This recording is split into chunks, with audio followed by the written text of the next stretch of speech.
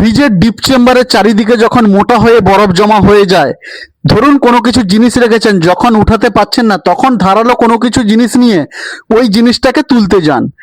ঠিক এই যে ফ্রিজটা দেখতে পাচ্ছেন, আমার এই কাস্টমারও ঠিক এরকমটা করেছেন। খুঁচে বরফ তুলতে গেছেন, ঠিক কুলিং কয়েলটা নিচের দিকে লিক হয়ে গেছে। এর ফলে ধোঁয়ার মতো বেরিয়ে পুরো গ্যাসটা বেরিয়ে গেছে। গ্যাস বেরিয়ে যাওয়ার পরেও উনি অনেকক্ষণ চালিয়ে রেখেছেন দেখার জন্য ফ্রিজটা ঠান্ডা হচ্ছে কিনা। ঠিক কুলিং কয়েল ফুটো গেছে। আমরা যেটা করে থাকি, কুলিং কয়েল তো অবশ্যই চেঞ্জ করতে হয়। যদি কম্প্রেসার ভালো থাকে, কাস্টমার যদি বেশিক্ষণ কম্প্রেসার না চালিয়ে থাকে, তাহলে কিন্তু কম্প্রেসারের অয়েলটা আমরা চেঞ্জ করি। কম্প্রেসারটাকে খুলে নিচ্ছি কম্প্রেসারের অয়েলটা চেঞ্জ করবো বলে। তার আগে আপনাকে দেখাচ্ছি কম্প্রেসারের অয়েলটা আমরা কেন চেঞ্জ করব। এই দেখুন, আমরা এখন কম্প্রেসারের অয়েলটাকে বার করছি কম্প্রেসারের ভেতর থেকে। বাটির ভেতরের তেলটার দিকে যদি আপনি খেয়াল করে দেখেন ভালো করে, তেলটা পুরো একদম কালো হয়ে গেছে। ফুটো হওয়ার পরে যদি আপনি ফ্রিজ চালিয়ে রাখেন, এতে কিন্তু কম্প্রেসার খারাপ হওয়ার সম্ভাবনা খুব বেশি থাকে।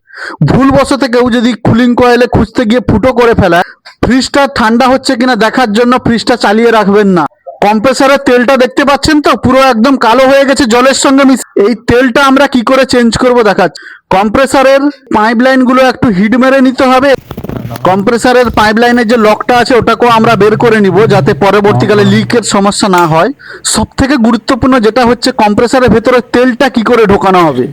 এই বাটিতে রয়েছে পিওর R600 কম্প্রেসার অয়েল। এই অয়েলটা আমরা এখন ঢুকাবো কম্প্রেসারকে চালু করে। কম্প্রেসার চালু করার সঙ্গে সঙ্গে দেখুন তেলটা হালকা হালকা করে টানতে শুরু করেছে। দেখুন পুরো তেলটা কিন্তু আস্তে আস্তে করে টেনে নিচ্ছে।